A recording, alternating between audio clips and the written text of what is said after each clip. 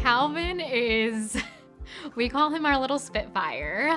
He is wild. He's now 4.5 years old, almost 5. He is the sweetest little boy you could ever imagine. I mean, you would never know all the things that he goes through because he does not let any of that stop him.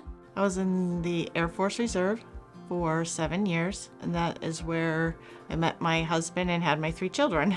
My son, Kevin, was born on Christmas Day. He was very active growing up. He was very, very smart. When he was 17, he decided to join the military as well. Killian has had a very tumultuous journey. He is an incredibly bright and happy kid despite everything he's been through. The first 5 months of his life, he spent about 3 months in the hospital. A little after Calvin turned 1, he started developing some symptoms of neurological conditions, a lot of staring, a lot of illnesses that just didn't make sense. They found out that he actually had a brain condition. We were just in desperation at that point. Kevin had a tumor that was lodged at the base of his brainstem. There was a treatment that he could go to, was proton therapy at Mass General. The doctor said, "We are very concerned about Killian. We are very concerned about his quality of life." And so as a mom and a mom of my first pregnancy, in that moment, I was terrified. I had never been so lost.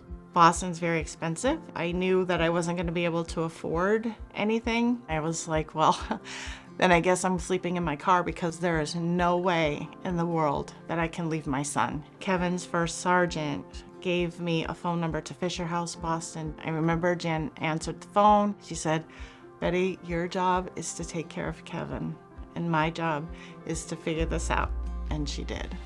When you have kids, everyone says it takes a village, and we did not have that. So when Jen and the Fisher House Boston took over, immediately we were her family. I mean, she took care of us like a mom would take care of her children. Kevin's recovery has been amazing. It's incredible. He's cancer-free. He's far exceeded any of the doctor's expectations. Parental and family involvement makes a huge difference, one that no medical treatment could even compare with. And so the ability for parents to be by the bedside at all hours of the day is huge. It's the difference between a good recovery and a great recovery.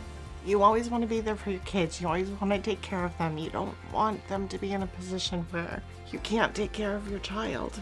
He knew that he had me. He had me as mom, and that meant the world to me.